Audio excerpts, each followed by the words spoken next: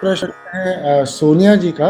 वो कहना चाहती हैं कि अक्सर इंसान के जीवन में ऐसा होता है कि हम किसी परिस्थिति में आते हैं एंड हम सेल्फ कंट्रोल खो बैठते हैं, गुस्सा आ जाता है एंड फिर उस मोमेंट पे समझ में नहीं आता, बट बाद में हमें अपने ही जान पहचान या प्रिय को दुख देकर, तकलीफ देकर खुद पछतावा होता है।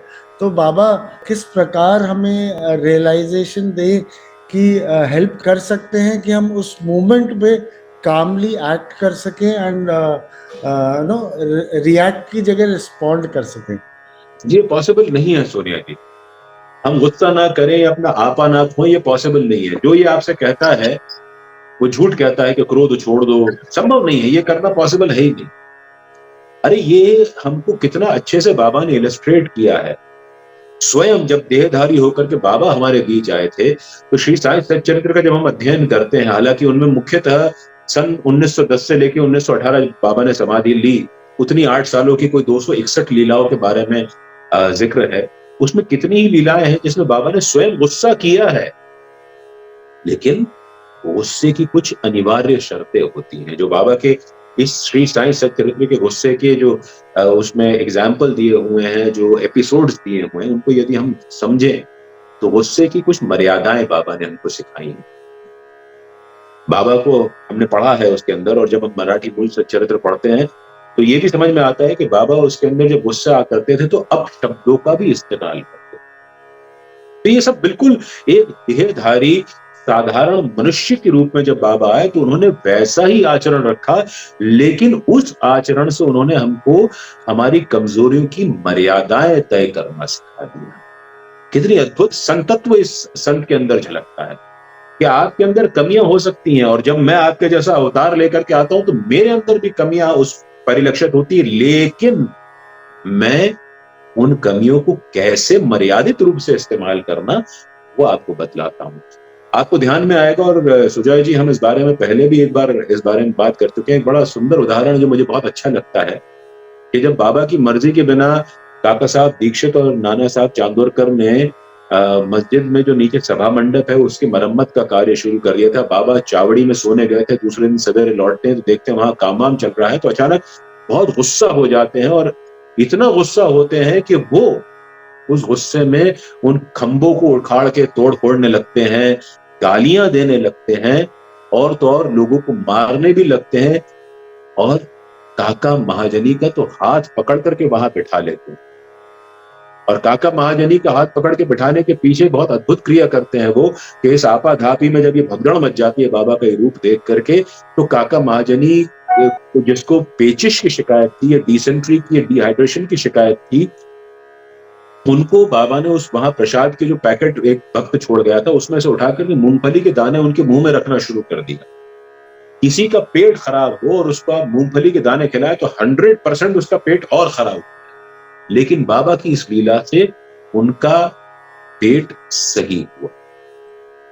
नंबर 2, बाबा ने यही गुस्सा करते करते अचानक शांत हो गए जब उन्होंने श्यामा की पगड़ी भी इस पूरे आपाधापी में धुनी में फेंक के जला दी थी। तब उनको यह एहसास हुआ कि उन्होंने गलत किया। देखिए मर्यादा की बात हो रही,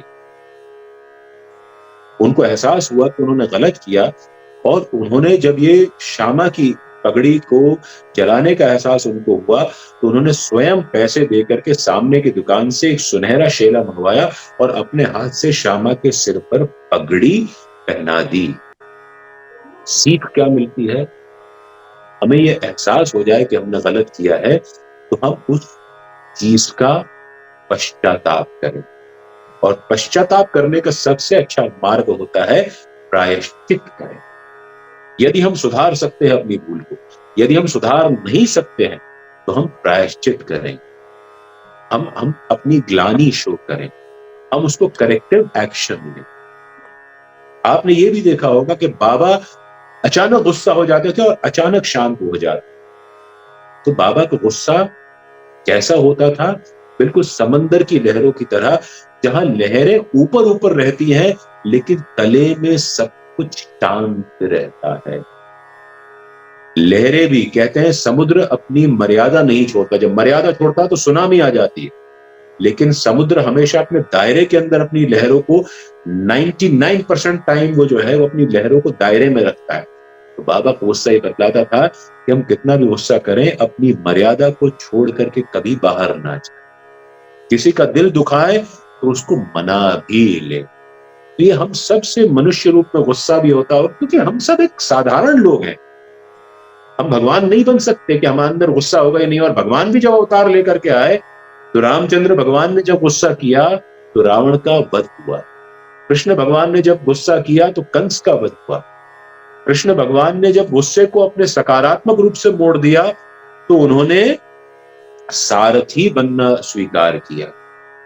वो चाहते तो पूरी की पूरी कौरव सेना को एक बार में निपटा सकते थे, लेकिन उन्होंने सारथी बनना स्वीकार किया। तो हम गुस्सा करें और धीरे धीरे उस मुकाम पर आए जब हमारा गुस्सा हमारी कमियों पर केंद्रित हो जाए और हमारा गुस्सा जो है हमें अपनी कमियों पर आए कि अरे यार हमारे अंदर ये कमी है, इसको हम कैसे दूर करें। जब ये आभास हमें अपने अंदर होने लगेगा तो हमें समझना होगा कि हम गुस्से का रुख मोड़ने में सफल हो गए।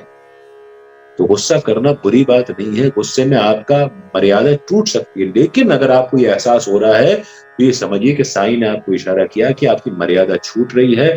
उस मर्यादा को संभाल करके रखो।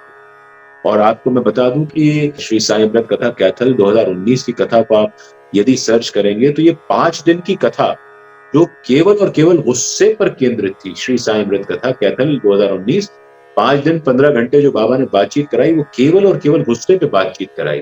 तो यदि आपको समय हो और सुन सकते हो तो गुस्से पे और विस्तृत व्याख्या, उस पे हम कैसे अपने आप को कंट्रोल कर सकते हैं, ये सब आपको वहां पर देखने सुनने और समझने को मिलेगा। बाबा के बहुत सारे उदाहरण आते हैं जो हमको ये बतलाते हैं कि हमें गुस्सा आ सकता है, लेकिन उसको हम कैसे नियंत्रण में लाएं और कैसे अपनी मर्यादा को खोए नहीं। तो इस तरह से हम अपने गुस्से के साथ भी हंसते हुए जी सकते।